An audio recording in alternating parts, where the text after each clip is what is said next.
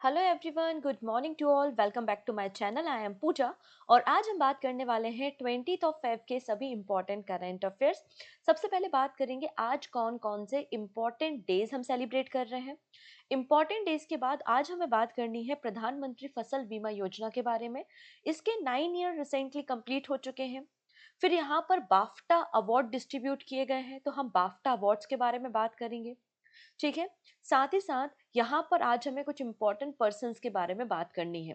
Video के and में एक क्वेश्चन ऑफ द डे भी है जिसका आंसर आप मुझे कमेंट सेक्शन में बताएंगे। क्लियर है? तो आइए बिल्कुल हम टाइम वेस्ट नहीं करते हैं और स्टार्ट करते हैं 20th ऑफ फेब के सभी इंपॉर्टेंट करंट अफेयर्स। आज हमारे देश के दो राज्यों का फॉर्मेशन डे है या स्टेटहुड डे है।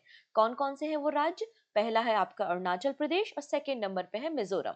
तो सबसे पहले अरुणाचल प्रदेश की कहानी को समझते हैं। अरुणाचल प्रदेश का आज हम 39th नंबर का स्टेटहुड डे या फिर फॉर्मेशन डे सेलिब्रेट कर रहे हैं। अरुणाचल प्रदेश को लैंड ऑफ राइजिंग सन के नाम से जाना जाता है। ये बात हम सभी को पता है कि हमारे देश में सबसे पहले सूरज का उदय कहाँ से माना जाता है? अरुणाचल प्रदेश से। जब हम लोग ने मॉडर्न हिस्ट्री पढ़ी थी और मॉडर्न हिस्ट्री में हम लोग ने कई सारे एंग्लो बैटल्स को पढ़ा था कि एंग्लो मराठा वॉर होती है, एंग्लो नेपाल वॉर होती है और एंग्लो बर्मीज वॉर पे भी मैंने आपके साथ डिस्कशन किया हुआ है। तो एंग्लोज बर्मी वॉर जब होती है तो एक ट्रिटी साइन होती है जिसका नाम होता है यानडुबू। ठीक है। तो ट्रिटी ऑफ यानडुबू जो है वो कब होती है? जब पहला एंग्लो बर्मीज वॉर होता है 1826 में और उसके बाद ही इस्टेब्लिशमेंट होता है नॉर्थ ईस्ट फ्रंटियर एजेंसी का 1838 में। तो यहाँ पर जो अरुणाचल प्रदेश है उसे हम नॉर्थ ईस्ट फ्रंटियर एजेंसी के नाम से जानते हैं, जो कि कभी ब्रिटिश एरा में आसाम राज्य का पार्ट हुआ करता था और 1972 में इसे हमने यूनियन टेरिटरी ऑफ इंडिया बनाया। फिर 20 फरवरी 1987 में 20th ऑफ फेब 1987 में हमारे देश का 24th नंबर का स्टेट बना है अरुणाचल प्रदेश, जिसकी कैपिटल आपको ईटानगर देखने को मिल जाएगी। और इसके लिए हमने अपने कॉन्स्टिट्यूशन में 55 नंबर का 55वें नंबर का संविधान संशोधन भी किया हुआ है। अब अरुणाचल प्रदेश जो है वो कई सारे राज्यों के साथ और इंटरनेशनल बॉर्डर भी शेयर करता है। तो आप देख सकते हैं आसाम और नागालैंड के साथ ये बॉर्डर शेयर कर रहा है। वही इंटरनेशनल बॉर्डर लग रही है भूटान के साथ, चाइना और म्यांमार के साथ। यहाँ पे कई सारी ट्राइबल कम्युनिटीज पाई जाती है जैसे कि निन्सी ट्राइब, यहाँ से क्वेश्चन बना है। फिर आपका मोनपा ट्राइब, गालो ट्राइब, आदि ट्राइब, मिसमी ट्राइब, ये सभी जो जनजातियां हैं वो आपको अरुणाचल प्रदेश में देखने को मिलेंगी। अरुणाचल प्रदेश के बाद अगला राज्य आता है मिजोरम। मिजोरम भी नॉर्थ ईस्टर्न स्टेट है और इसका फॉर्मेशन भी आज ही के दिन मतलब 20 फरवरी को हुआ था। मिजोरम को यूनियन टेरिटरी का स्टेटस 1972 1972 में ग्रांट किया गया था। ठीक है। और यहाँ पर आप देखेंगे कि 1986 में 1986 में मिजोरम पीस अकॉर्ड को साइन किया गया सेंट्रल गवर्नमेंट और मिजोरम या मिजो नेशनल फ्रंट के बीच में, और यहाँ पर मिजोरम को राज्य का दर्जा दिया गया। इसके लिए हमारे देश में 53 नंबर के कॉन्स्टिट्यूशनल अमेंडमेंट को भी किया गया है। अब मिजोरम जो राज्य है वो अगर आप देखेंगे तो ये ट्राइबल एरिया है under the schedule 6 number schedule. तो 6 नंबर शेड्यूल के अंदर ये हमारा ट्राइबल एरिया आपको देखने को मिल जाएगा। नेक्स्ट है आज 20 फरवरी को हम world day of social justice भी सेलिब्रेट करते हैं। आज सभी को जस्टिस मिलेगा। ठीक है। World day of social justice 20 फरवरी को, जिसकी थीम है empowering inclusion, bridging gap of social justice. Since 2008 हम इसे सेलिब्रेट कर रहे हैं। क्लियर? तो ये थे आज के हमारे कुछ इंपॉर्टेंट डेज। अब देश दुनिया की बाकी सभी खबरों के ऊपर हम डिस्कशन करते हैं। साथ ही साथ आज हम एक इंटरनेशनल ऑर्गेनाइजेशन पे बात करेंगे विच इज ओपेक। आप लोग ने आई होप ओपेक के बारे में सुना ही होगा। इस पे भी हमें डिस्कशन करना है। क्लियर है? वीडियो को एंड तक देखना है। सबसे पहली बात तो ये वीडियो के एंड में क्वेश्चन ऑफ द डे है, इसका आंसर कमेंट सेक्शन में देना है। दूसरी बात ये, तीसरी बात, अगर सेशन अच्छा लग रहा है, यूजफुल लग रहा है तो जल्दी से एक बार अपने फ्रेंड्स के साथ, भाई बंधुओं के साथ लिंक को शेयर कर दो जिससे उन तक भी हमारे करंट अफेयर्स पहुंच सके। वो सभी लोग जो किसी भी वनडे एग्जाम की प्रिपरेशन कर रहे हैं, सभी के लिए करंट अफेयर्स इंपॉर्टेंट है, यूजफुल है। और इस क्लास की पीडीएफ आपको फ्री ऑफ कॉस्ट अवेलेबल है हमारे टेलीग्राम पे। टेलीग्राम की लिंक डिस्क्रिप्शन में है, आप टेलीग्राम को ज्वाइन करके फ्री ऑफ कॉस्ट पीडीएफ को डाउनलोड कर सकते हैं।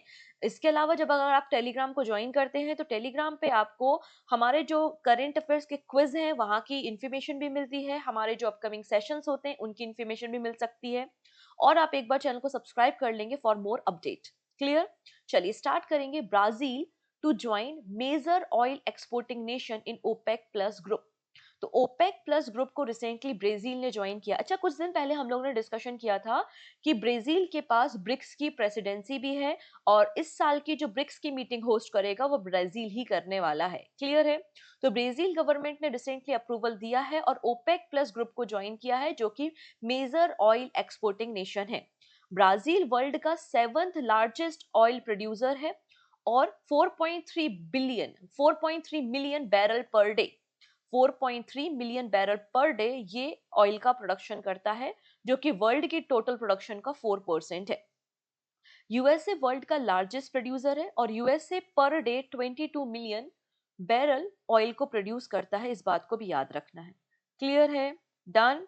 चलिए अब बात करते हैं ओपेक के बारे में। ओपेक का मतलब होता है, इसका फुल फॉर्म ऑलरेडी एग्जाम में पूछा गया है, वापस से पूछा जा सकता है। मुझे कैसे पता कि पूछा गया है? क्योंकि मैंने देखे हैं पीवाईक्यूज। तो मैं आपको भी सजेस्ट करूंगी कि आप लोगों को भी प्रीवियस ईयर क्वेश्चंस देखने चाहिए। अगर आपको ढूंढने में, सर्च करने में प्रॉब्लम हो रही है कि कहाँ से पिछले 5 साल के पीवाईक्यूज मिलेंगे, तो आप पूजा जैन क्लासेस एप्लीकेशन पे विजिट कर सकते हैं। वहां पर आपको डेली करंट अफेयर्स की PDF, weekly current affairs PDF, हमारे जो मंथली मैगजीन होती हैं, मंथली वन लाइनर्स होते हैं, डिफरेंट काइंड ऑफ पीवाईक्यूज हैं, टेस्ट सीरीज है, सब कुछ अवेलेबल है पूजा जैन क्लासेस एप्लीकेशन पे, आप विजिट कर सकते हो। ठीक है? तो ओपेक का मतलब होता है organization of the petroleum exporting country, जिसका फॉर्मेशन बगदाद इराक में हुआ था 1960 में।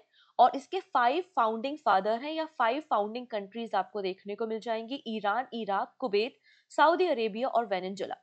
ठीक है? तो ये 5 आपको फाउंडिंग फादर्स देखने को मिल जाएंगे। ओपेक एक परमानेंट इंटर गवर्नमेंटल ऑर्गेनाइजेशन है जिसका हेडक्वार्टर वियना ऑस्ट्रिया में है। और प्रेजेंटली ये ओपेक की वेबसाइट से डेटा लिया है। प्रेजेंटली ओपेक में 12 मेंबर कंट्री है। अंगोला जो कंट्री थी, अंगोला ने विड्रॉ कर लिया है 2024 में। अंगोला ने 2024 में ओपेक से विड्रॉ कर लिया है। प्रेजेंटली ओपेक में 12 कंट्री हैं: Algeria, Congo, Equatorial Guinea, Gabon, Iran, Iraq, Kuwait, Libya, Nigeria, Saudi Arabia, UAE और वेनेजुला। क्लियर? नाउ बात करते हैं, अब ऐसा तो है नहीं कि ये जो 12 कंट्री है यही केवल ऑयल का प्रोडक्शन करती हैं। कई और भी ऑयल प्रोड्यूसिंग कंट्रीज हैं और कुछ ऐसी नॉन ऑयल प्रोड्यूसिंग कंट्रीज भी हैं। मतलब ओपेक के मेंबर्स और नॉन ओपेक कंट्रीज, इन सब को मिलाकर हम लोगों ने ओपेक प्लस बनाया है। तो ओपेक प्लस में कौन है? ये 12 मेंबर तो हैं ही। ओपेक प्लस में ओपेक के मेंबर भी हैं और नॉन ओपेक मेंबर भी हैं। तो लगभग 22 ऑयल एक्सपोर्टिंग कंट्रीज का एक ग्रुप है जिसका नाम है ओपेक प्लस। ठीक है? सिंस 2017 ये अलायंस काम कर रहा है। इसमें Azerbaijan, Bahrain, Brunei, Kazakhstan, Malaysia, Mexico, Oman, Russia, south Sudan और सूडान जैसी कंट्रीज शामिल हैं। और ये सभी लोग मिलकर ऑयल मार्केट को डिसाइड करते हैं। ऑयल के प्राइस को, उसके प्रोडक्शन रेट को डिसाइड करने का काम ओपेक प्लस कंट्रीज करती हैं। क्लियर? चलिए नेक्स्ट है, India's first open air art wall museum inaugurated at Mausam Bhavan. मौसम भवन कहाँ पर है? न्यू दिल्ली में है। रिसेंटली हम लोगों ने 150 ईयर्स ऑफ एनिवर्सरी सेलिब्रेट की थी आईएमडी, इंडिया मेट्रोलॉजिकल डिपार्टमेंट की। और इसी ओकेजन पे डॉक्टर जितेंद्र सिंह जी ने इंडिया का पहला open air art wall museum को इनॉग्रेट किया। बेसिकली इसमें क्या है? दीवारें हैं, वॉल है, और अर्बन एरिया में बेसिकली यहाँ पे जो दीवारें हैं, जो वॉल है, उसका ब्यूटिफिकेशन करने का काम किया है, इसलिए इसे ओपन एयर आर्ट म्यूजियम कहा जा रहा है। नाउ बात करते हैं, इंडिया मेट्रोलॉजिकल डिपार्टमेंट का फॉर्मेशन 1875 1875 में हुआ था। और हमारे देश में डिजास्टर मैनेजमेंट की फोरकास्टिंग करनी हो, वेदर फोरकास्टिंग करनी है, एविएशन या एग्रीकल्चर के बारे में बताना हो, तो इसके लिए जो एपेक्स बॉडी है वो इंडियन मेट्रोलॉजिकल डिपार्टमेंट आपको देखने को मिल जाएगा। अभी जो ड्राइंग है या ये जो पेंटिंग्स की गई हैं, ये आईएमडी डिपार्टमेंट मतलब India meteorological department and Delhi street art ने मिलकर इसे परफॉर्म किया है। और इस आर्ट वर्क की टीम को लीड कर रहे थे योगेश सैनी, जिनका निधन हो चुका है, ही पास्ड अवे, योगेश सैनी। ठीक है? चलिए नेक्स्ट बात करते हैं केरला के बारे में। केरला पहले नंबर का ऐसा राज्य बन गया है जिसने क्या किया, घरों में जो आपकी एक्सपायर्ड दवाइयां होती हैं, ड्रग्स होते हैं, उनको, अनयूज जो ड्रग हैं उनको रिमूव किया और डिस्पोज किया। और इस तरीके से डिस्पोज किया कि एनवायरनमेंट को और हेल्थ को कोई भी रिस्क ना हो। इसके लिए इन्होंने एक प्रोग्राम चालू किया है जिसका नाम है एन प्राउड।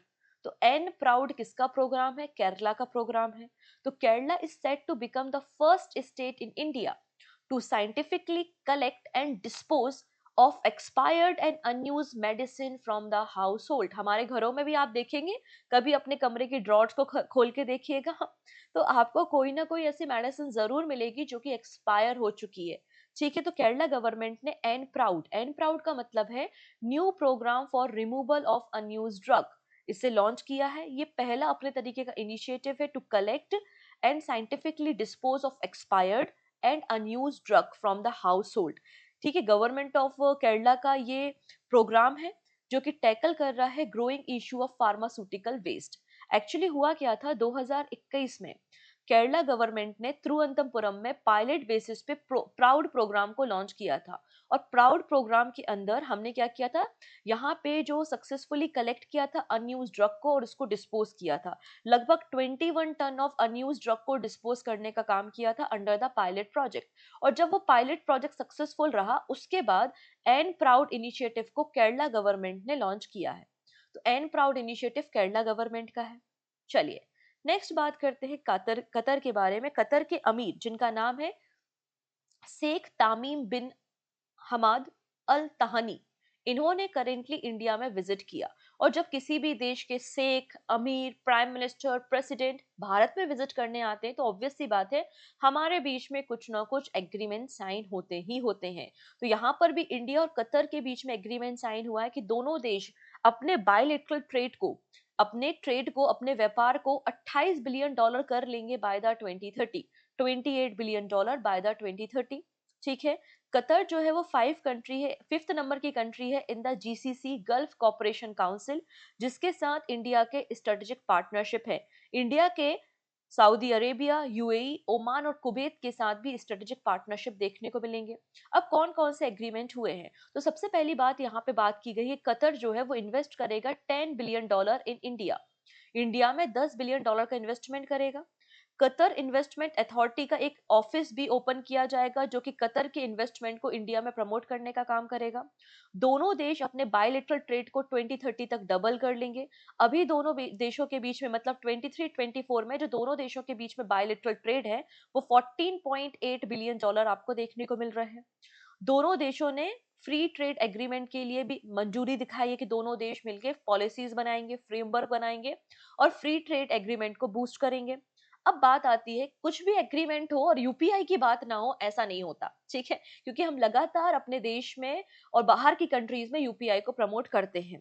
तो यहाँ पे इंडिया का जो यूपीआई है वो Qatar national bank point of sale के साथ इंटीग्रेट होके ऑपरेशन में आएगा कतर में। कतर के नेशनल बैंक को परमिशन मिल गई है कि वो गिफ्ट सिटी गुजरात में अपनी ब्रांच को ओपन कर सकता है। और यहाँ पे Qatari national to get the Indian e visa facility, तो कतर के जो नेशनल्स हैं उनको इंडिया की ई वीजा फैसिलिटी भी प्रोवाइड की जाएगी। इसके अलावा 5 अलग अलग एरियाज में एमओयू साइन हुए हैं, financial and economic cooperation, field of youth and sports, cooperation in the field of documentation and archive. Invest India और इन्वेस्ट कतर के बीच में एग्रीमेंट साइन हुआ है। कॉन्फेडरेशन ऑफ इंडियन इंडस्ट्री मतलब CII and Qatar business school के बीच में भी business को प्रमोट करने के लिए एग्रीमेंट साइन हुआ है। तो ये 5 एग्रीमेंट भी इंडिया और कतर के बीच में साइन हुए हैं। क्लियर है? चलिए नेक्स्ट बात करेंगे बाफ्टा अवार्ड्स के बारे में। ठीक है, फिल्मी दुनिया में जो बेस्ट फिल्म होती है ब्रिटिश में उनको बेसिकली अवार्ड दिए जाते हैं। तो 78th बाफ्टा अवार्ड 2025 के बारे में बात हो रही है। अब इन बाफ्टा अवार्ड में इंडिया की तरफ से भी एक नॉमिनेशन गया था पायल कपाड़िया की शॉर्ट फिल्म जिसका नाम है All We Imagine as Light. इसे नॉमिनेट किस कैटेगरी में किया गया था? Best film not in the English language. Clear? तो ये आपको याद रखना है कि बाफ्टा अवार्ड्स में पायल कपाड़िया की movie All We Imagine as a Light को भी नॉमिनेट किया गया था और नॉमिनेशन की कैटेगरी थी best film not in English language. ठीक है, लेकिन इस मूवी को कोई भी अवार्ड नहीं मिला है। यहाँ पर फ्रांस की म्यूजिकल क्राइम ड्रामा है इमिलिया पेरेज की, वो यहाँ पे डोमिनेट कर रही है और इसे best film not in English language award मिला है और इसने डिफीट कर दिया है All We Imagine as Light को। तो बेस्ट फिल्म अवार्ड कॉन्क्लेव को दिया गया है। बेस्ट डायरेक्टर है ब्रैडी कॉर्बेट द ब्रूटलिस्ट के लिए। Best actor in the leading role आपको मिल जाएंगे एड्रियन ब्रॉडी जो कि ब्रूटलिस्ट मूवी में एक्टर है। बेस्ट एक्ट्रेस आपको मिलेंगी मिकी मेडिसन एनोरा के लिए। तो आपको ये 4 ही कैटेगरी याद रखनी है। अगर बहुत ज़्यादा मन है, बहुत ज़्यादा टाइम है और भी ज़्यादा पढ़ने का मन है, तो आपके लिए एक सेकंड लिस्ट भी है, आप इसको देख सकते हैं। इसमें भी कुछ इंपॉर्टेंट है, जैसे कि आउटस्टैंडिंग ब्रिटिश फिल्म कॉन्क्लेव है, ठीक है। बेस्ट ब्रिटिश शॉर्ट फिल्म आपको रॉक पेपर सीजर देखने को मिल जाएगी। बचपन में गेम खेलते थे ना रॉक पेपर सीजर, वही मूवी भी है, ठीक है। तो आप चाहो तो इन 2 कैटेगरी को भी याद रख सकते हो। क्लियर? चलिए नेक्स्ट है, Ajmer host first ever all India transgender conference. Bharat की पहली ऑल इंडिया ट्रांसजेंडर कॉन्फ्रेंस, जिसमें ट्रांसजेंडर कम्युनिटी के लोगों ने पार्टिसिपेट एक्चुअली कर रहे हैं, क्योंकि ये 10 दिनों तक चलने वाली कॉन्फ्रेंस है, जहां पर बेसिकली ट्रांसजेंडर कम्युनिटी के जो भी इश्यूज हैं, जो इश्यूज वो फेस कर रहे हैं, उनको यहाँ पर एड्रेस किया जा रहा है। तो अजमेर होस्ट कर रहा है पहला edition all India transgender conference का, वैशाली नगर के एक प्राइवेट स्कूल में। 17 फरवरी से कॉन्फ्रेंस स्टार्ट हो चुकी है, जिसमें transgender community across the India शामिल हो रही है, और ट्रांसजेंडर कम्युनिटी के जो इश्यूज हैं उनको यहाँ पे एड्रेस किया जाएगा। इस कॉन्फ्रेंस की शुरुआत एक रिचुअल से हुई है, जिस रिचुअल का नाम है खिचड़ी तुलाई रिचुअल। इस रिचुअल से शुरुआत हुई है, कहां पर? वैशाली नगर अजमेर में, ठीक है। 10 डेज तक कॉन्फ्रेंस चलेगी, लगभग 2000 से ज्यादा ट्रांसजेंडर यहाँ पे शामिल होंगे, और यहाँ पे गद्दीपति सलोनी नायक इसकी ऑर्गेनाइजर है, और अनीता बाई की मेमोरी में इस कॉन्फ्रेंस को ऑर्गेनाइज किया गया है। क्लियर? चलिए नेक्स्ट बात करते हैं फ्यूचर ब्रांड 2024। अभी जब आरबीआई ग्रेड बी एग्जामिनेशन हुआ था 2024 में, तब भी फ्यूचर ब्रांड से आपको क्वेश्चन पूछे गए थे। Reliance industry limited has achieve a significant milestone by securing the second spot in the future brand index 2024। तो यहाँ पर इंडिया की जो रिलायंस कंपनी है वो फ्यूचर ब्रांड में सेकेंड नंबर पे आपको देखने को मिलेगी। फर्स्ट नंबर पे सैमसंग है, सैमसंग के बाद सेकेंड नंबर पे रिलायंस, उसके बाद रिलायंस ने ओवरटेक कर लिया है एप्पल और नाइकी को। और पहली बार है जब टॉप 3 कंपनीज की लिस्ट में, जो टॉप 3 फ्यूचर ब्रांड कंपनीज है उनकी लिस्ट में पहली बार इंडिया की कोई कंपनी आपको देखने को मिल रही है, वो भी सेकेंड पोजीशन पे, जिसका नाम है रिलायंस। तो फर्स्ट नंबर पे सैमसंग, सैमसंग साउथ कोरिया की कंपनी है, फिर रिलायंस इंडिया की company, Apple USA, Nike USA की कंपनी है, और एएसएमएल नीदरलैंड की कंपनी आपको मिल जाएगी। इसके अलावा यहाँ पे एक और लिस्ट पब्लिश की गई है, जिसमें इंडिया की टॉप 500 कंपनीज की रैंकिंग की गई है, ठीक है। जिसमें रिलायंस, टीसीएस, एचडीएफसी, भारती एयरटेल, आईसीआईसीआई बैंक, ये टॉप 10 मोस्ट वैल्यूएबल कंपनीज की लिस्ट में शामिल हुए हैं। तो Reliance industry, TCS, HDFC bank are among India's top 10 most valuable company according to the 2024 Burgundy private Hurun India 500 list. Axis bank के अलावा यहाँ पे बुरगुंडी प्राइवेट हुरुन इंडिया ने यहाँ पे 500 कंपनीज की, इंडिया की कंपनीज की लिस्ट को पब्लिश करने का काम किया है, जिसपे टॉप पर रिलायंस, फिर TCS, HDFC bank, Bharti Airtel और आईसीआईसीआई बैंक आपको देखने को मिल जाएंगे। क्लियर? चलिए अब बात करेंगे कुछ इंपॉर्टेंट पर्सन जो न्यूज में है। तो यहाँ पर दिल्ली में कुछ समय पहले असेंबली इलेक्शंस हुए थे। दिल्ली में टोटल नंबर ऑफ सीट्स कितनी है? 70 है। इनमें से 48 सीट्स पर कौन जीता है? बीजेपी। तो बीजेपी की गवर्नमेंट आपको दिल्ली में देखने को मिलेगी। तो सीएम भी किसका होगा? तो सीएम भी आपको भारतीय जनता पार्टी का देखने को मिलेगा, और रेखा गुप्ता जो है वो नेक्स्ट सीएम होंगी दिल्ली की, और आज इनका शपथ ग्रहण समारोह है, मतलब आज इनकी ओथ सेरेमनी है, ठीक है। ये शालीमार बाग से एमएलए हैं, मतलब विधायक हैं, और दिल्ली की नई मुख्यमंत्री आपको देखने को मिलेंगी रेखा गुप्ता, जो कि बीजेपी से बिलोंग करती हैं। साथ ही साथ परवेश वर्मा डिप्टी चीफ मिनिस्टर आपको देखने को मिल जाएंगे। दिल्ली में पहली बार जो लेजिस्लेटिव असेंबली के इलेक्शंस हुए थे वो 1952 में हुए थे उस समय, और दिल्ली के जो पहले मुख्यमंत्री हैं उनका नाम है चौधरी ब्रह्म प्रकाश, जो कि इंडियन नेशनल कांग्रेस से थे। 1952 से 1955 तक दिल्ली के पहले मुख्यमंत्री के रूप में इन्होंने काम किया है। रेखा गुप्ता जो है वो 4th नंबर की फीमेल चीफ मिनिस्टर आपको दिल्ली की देखने को मिल जाएंगी।